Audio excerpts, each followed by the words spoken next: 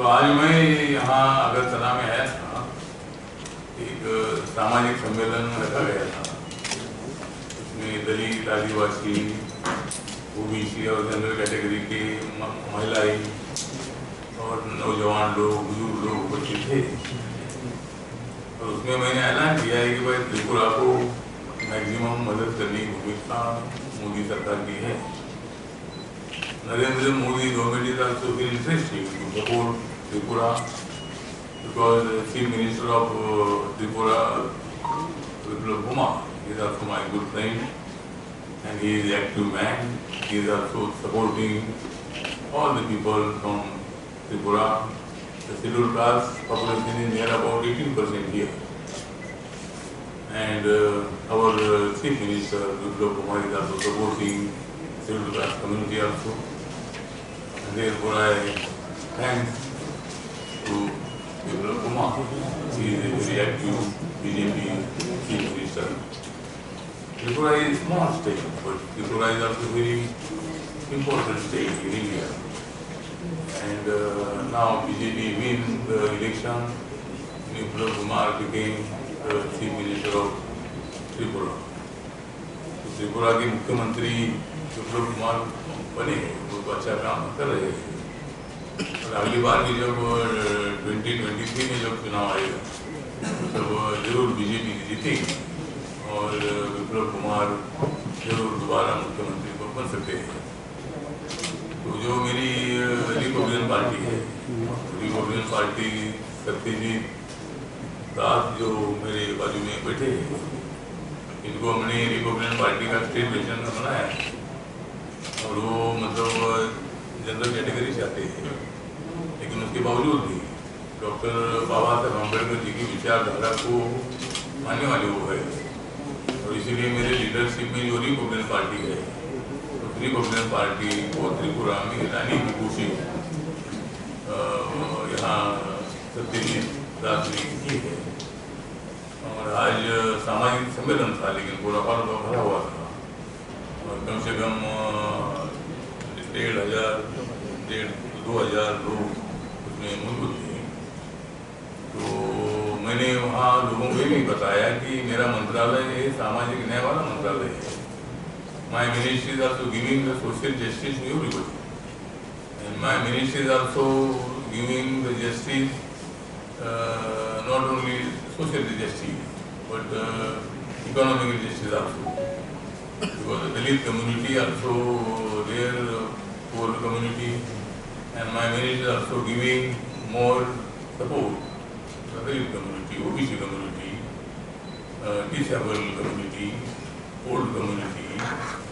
My ministry is also having near about 85% population in my ministry, ST, DNT, OBC, दिव्यांगजन, disabled, then old age के लोग and अनाथ लोग, orphan लोग, ये सब मेरे मंत्रालय के अंतर्गत आते हैं। तो जरूर मतलब कोई अच्छा काम हो रहा है यहाँ। और मैं नरेंद्र मोदी जी का आभार व्यक्त करता हूँ कि जो वैक्सीन है, कोविशील्ड है, भारी संख्या में पूरे देश भर में कम से कम 80 करोड़ से ज़्यादा लोगों ने वैक्सीन ले लिया है। Near about 80 crore people have taken the vaccine. India is also number one in all over the world because our population is also more population, 134 crore population is our population. तो अपनी population इतनी है तो 80 करोड़ लोग मतलब बहुत भारी, कम से कम 80% लोगों ने अभी तक तो वैक्सीन ले लिया है। बाकी के जो लोग बचे हैं 2-3 महीने में, 3-4 महीने में हर एक आदमी को वैक्सीन मिलेगा।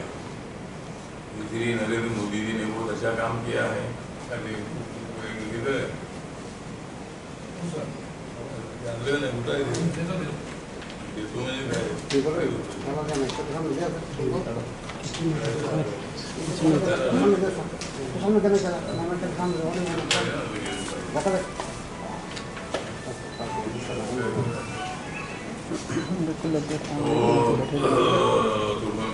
मेरे मंत्रालय का इस साल का बजट कम से कम 1,29,000 239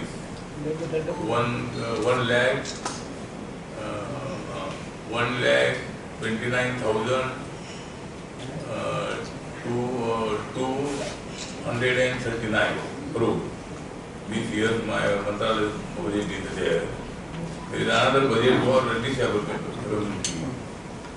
And Narendra Modi has given more budget to my Mantralaya, comparatively another Mantralaya. Narendra Modi is also supporting all the people, Hindu people, Muslim people, Dalit people, Adivasi people, general categories people. Therefore, Narendra Modi has taken the decision to give the 10% reservation to Brahmin community, Kshatriya community, any community, which community is not in SC, OBC. The 10% reservation is given to all high caste communities. But community is high caste. But those people whose income is under 8 lakh rupees per year, that family should be capable to take the benefit of this 10% reservation.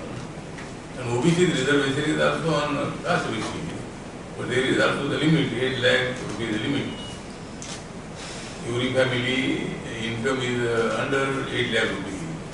Only that family should get the benefit of this reservation. Therefore, the reservation is now 15% scheduled caste, 7.5% scheduled tribe, 27% OBC, and 10% economically weaker section. Economically weaker section from high caste community. So, Narendra Modi is funny.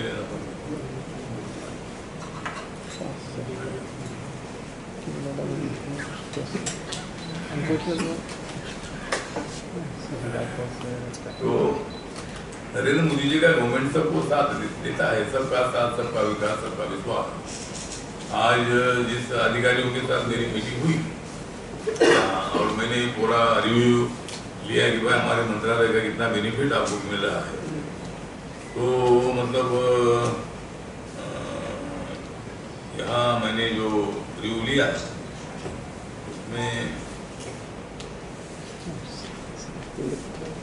जो scholarship है, ये scholarship schedule caste के लिए होती है, OBC के लिए होती है।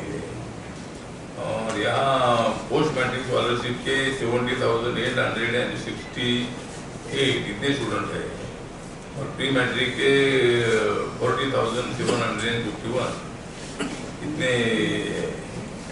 और यहाँ 90% गवर्नमेंट ऑफ इंडिया से पैसा आता है और 10% स्टेट गवर्नमेंट का पैसा इसमें एलोकेट होता है और डायरेक्ट स्टूडेंट के अकाउंट में पैसा जाता है।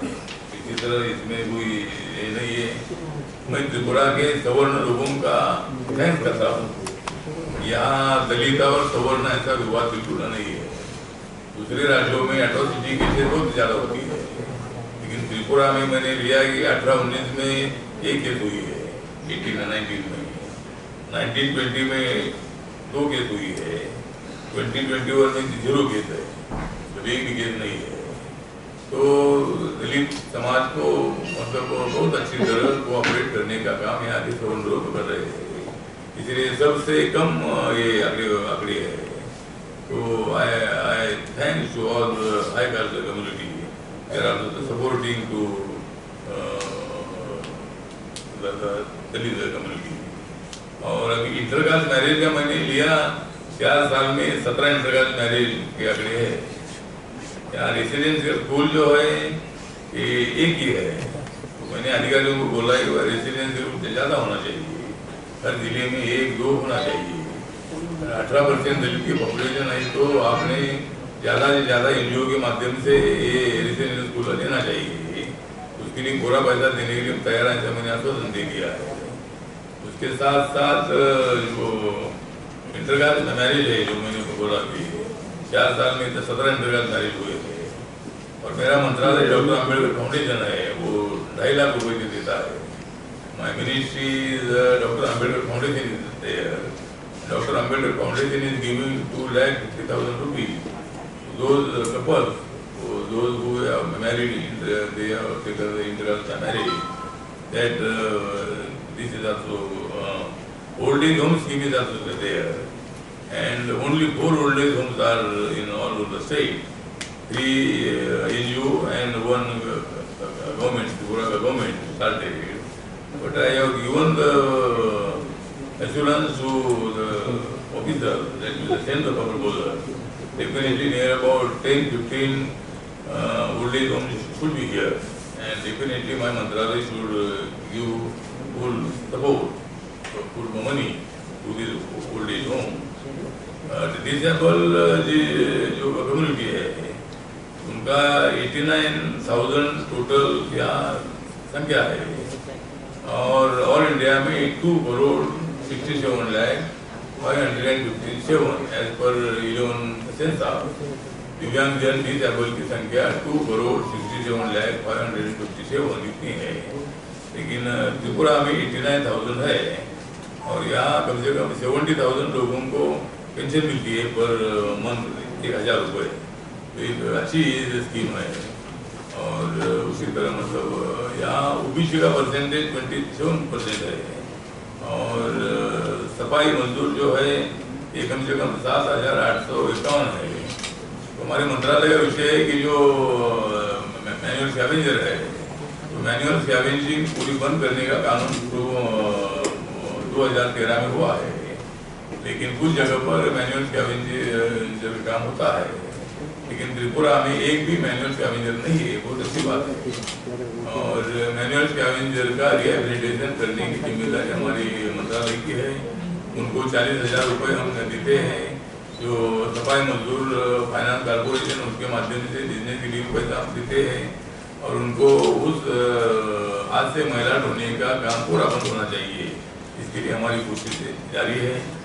और जिस तरह मतलब माननीय नरेंद्र मोदी जी ने प्रधानमंत्री जन धन योजना शुरू की थी 2014 में, और अभी तक मतलब 43 करोड़ 22,22,000 इतने अकाउंट ऑल इंडिया में खुले हैं।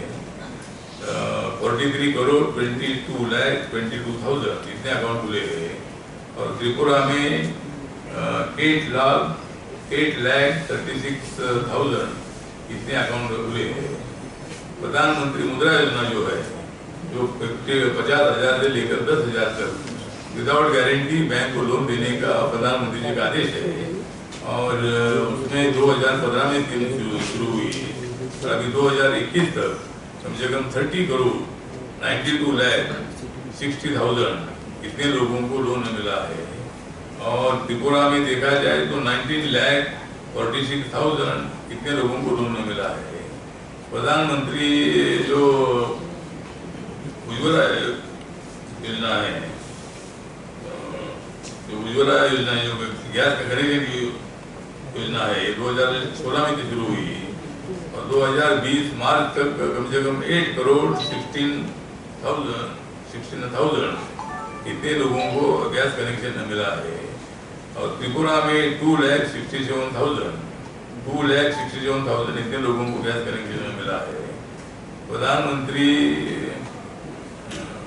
ये जो आवास योजना है रूरल की, उसमें कम से कम 15 से 21 तक 2,21,20,000 इतने लोगों को हाउस मिले हैं पक्के। और त्रिपुरा में 58,500 इतने लोगों को मतलब ये लोन मिले, मतलब मकान मिले हैं।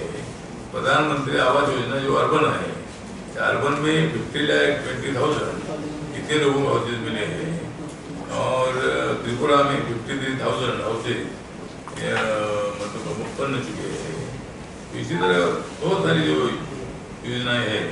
एक आयुष्मान भारत योजना है, एक फैमिली को 5 लाख रुपए पर फैमिली मेडिकल ट्रीटमेंट के लिए, ऑपरेशन के लिए दिया जाता है। तो ये योजना शुरू हुई 2018 में, तो 18 से 21 तक कम से कम 2,15 लाख इतने लोगों को इसका फायदा हुआ है। और त्रिपुरा में कम से कम 12,60,000 12,60,000 लोगों को इसका फायदा में मिला है। इसी तरह मतलब बहुत सारी योजनाएं जो ये है, ये हिंदू हो, मुस्लिम हो या कोई भी हो, सभी सभी लोगों के लिए मतलब ये योजना है और इसीलिए मोदी सरकार सबकी सरकार है और 2024 में जरूर हमें पूरा विश्वास है कि जनता जरूर मतलब मोदी जी को साथ देगी। जो किसान आंदोलन चल रहा है ये किसान आंदोलन पॉलिटिकल बन गया है। ये किसानों के मांगों के लिए अगर आंदोलन था तो सरकार के साथ बातचीत करके इसमें जो कोई ना कोई तो मार्ग निकालना चाहिए था। दो पैर आगे पीछे करने की आवश्यकता थी, लेकिन किसान नेता ने किसानों को भड़का कर वहाँ एक टूरिज्म बनाया है और ऐसा आंदोलन कभी होता नहीं। हमने भी आंदोलन किया है, आंदोलन करके हम यहाँ तक पहुँचे हैं। लोगों को तकलीफ देने वाला इतना आंदोलन हमने कभी नहीं किया है। तो इसलिए मुझे लगता है कि किसानों के लिए ही हम काम कर रहे हैं। मोदी सरकार किसानों के लिए बहुत सारा निर्णय लेती है और ये 3 कानून किसानों के फायदे के, इसमें क्या गलत है वो बताइए। कानून पीछे ले लो, कानून पीछे ले लो, तो कानून में क्या बदल करना चाहिए हमको बताइए। वो सरकार करने के लिए तैयार है, लेकिन किसान नेता कानूनी हटाओ, कानूनी को बंद करो, इसी तरह की उनकी भूमिका है। कोर्ट ने इस पर स्टे दिया है, फिर आंदोलन की क्या हो सकता है, इसकी अमल बजावनी नहीं हो रही है। तो मुझे लगता है कि किसानों ने आंदोलन पीछे लेना चाहिए, सरकार के साथ बातचीत करनी चाहिए। आंदोलनकर्ताओं के बारे में हमको सिंपैथी है और we are supporting all farmer. Narendra Modi is also very strongly supporting the farmers.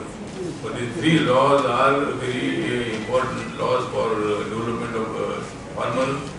और इसीलिए मतलब एक कानून पीछे लेंगे तो हर कानून पीछे लेने की मांग हो सकती है और लोकतंत्र धोखे में आ जाएगा।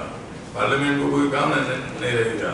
कानून बनाओ, कानून हटाओ, इसी तरह की स्थिति है। इसीलिए सरकार का कहना है कि भाई कानून पीछे लेने के बजाय इसमें क्या बदल करना चाहिए ये आप बताइए।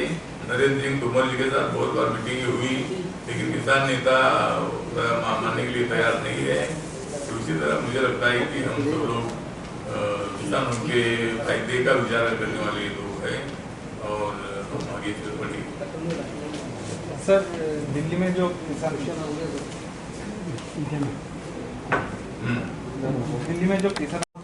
किसानों को क्या करना है, उनका अधिकार है। लोकतंत्र में आंदोलन करने का सबको अधिकार है। उन्होंने 27 सितंबर को भारत बंद का ऐलान दिया है, लेकिन उसको बहुत बड़ा सपोर्ट मिलेगा तो मुझे लगता नहीं है। ये जो आंदोलन है, ये आंदोलन सबसे ज़्यादा पंजाब, थोड़ा हरियाणा, थोड़ा यूपी और थोड़ा राजस्थान, यहाँ तक सीमित है और इसमें जाट समाज के ही लोग ज़्यादा संख्या में उसमें है। पूरे भारत में अपने को ऐसा नजर नहीं आ रहा है कि भाई उधर आंदोलन चल रहा है। ये आंदोलन में मैंने पहले भी बोला कि आंदोलन पॉलिटिकल आंदोलन बन गया है। सरकार का सुनने के लिए ये लोग तैयार ही नहीं है। तो 11 बार मीटिंग तोमर जी के साथ हुई, लेकिन हर मीटिंग में कानून पीछे ले लो, यही उनका आग्रह रहा और इसीलिए मार्ग निकला नहीं। इसलिए किसान नेता जो जिम्मेदार है, ऐसा हमारा उनके ऊपर आरोप है। मंत्री जी, एक दूसरे सवाल है कि महाराष्ट्र में एनसीपी चीफ शरद पवार जी के साथ आपके अभी रीजनल टच में आने की कुछ खबर मिली है, तो वहाँ की राजनीतिक स्थिति क्या है? क्या सत्ता पक्ष अभी कमजोर होने वाले हैं या फिर से जो गठबंधन था एनसीपी के साथ, सॉरी शिवसेना के साथ बीजेपी का, वो गठबंधन फिर से होने वाला है? हाँ, तो मतलब महाराष्ट्र की जो स्थिति है ये बहुत बड़ी गंभीर स्थिति है। ये शिवसेना, एनसीपी और कांग्रेस ने मिलकर सरकार बनाई और जिस शिवसेना ने हमेशा कांग्रेस एनसीपी का विरोध किया, लेकिन आज उनके साथ हाथ मिलाकर वो सत्ता में आई है। माननीय उद्धव ठाकरे जी की मुख्यमंत्री बने हैं, मुख्यमंत्री बने इसको हमको आनंद है, लेकिन बीजेपी को छोड़कर वहाँ जाकर मुख्यमंत्री बनना ये बाला साहब ठाकरे जो उनके पिताजी थे उनके विचारधारा के खिलाफ है और अभी रोज एक दूसरे के खिलाफ आरोप निकल रहे हैं। एनसीपी के बारे में, शरद पवार के बारे में उल्टी सीधी बात की जा रही है शिवसेना की तरफ से और एनसीपी भी मतलब उल्टी सीधी बात कर रही है। कांग्रेस की तो रोज उल्टी सीधी बात है। तो इसमें ये हो सकता है कि एक तो उद्धव ठाकरे जी को हमारा ऐलान है कि वहाँ उनके चक्रव्यूह में मत बसो, शिवसेना का भला चाहते हैं तो आप ये दोनों को छोड़कर आप बीजेपी के साथ आइए, आरपीआई के साथ आइए और हम सरकार को बनाते हैं। और 2.5 साल मुख्यमंत्री आप रहो, 2.5 साल मुख्यमंत्री को देवेंद्र फडणवीस को दे देगी, बाद में भी हम इकट्ठा इलेक्शन लड़ेंगे, ये निवेदन हमारा शिवसेना को है। और अगर शिवसेना नहीं मानती है तो शिवसेना का और एनसीपी का झगड़ा चल रहा है, तो शरद पवार भी इस सरकार का सपोर्ट निकाल सकते हैं।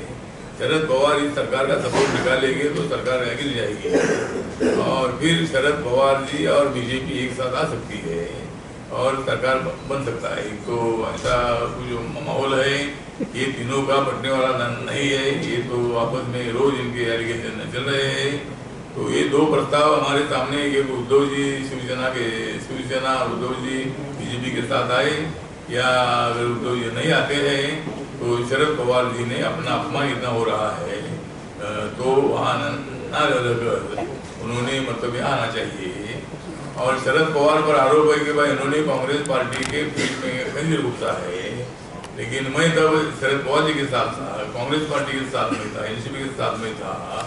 मुझे मालूम है कि भाई शरद पवार ने जब फॉरेन ओरिजिन का मुद्दा उठाया चर्चा के लिए, उनका सोनिया गांधी को विरोध बिल्कुल नहीं था, लेकिन अगर ये विषय पर क्या निर्णय लेना है तो शरद पवार ने पार्टी की छोड़ी नहीं है, शरद पवार को पार्टी से निकाला है। उन्होंने की पार्टी उनके खंजर घुसता नहीं है, कांग्रेस पार्टी ने शरद पवार के पीठ में खंजर घुसा है, इसलिए शरद पवार को निकालने के बाद उन्होंने एनसीपी पार्टी को बनाई है।